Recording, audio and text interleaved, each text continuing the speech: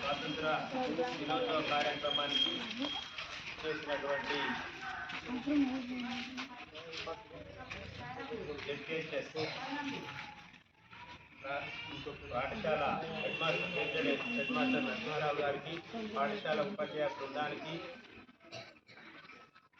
X sarpanch Srinivasarao గారికి,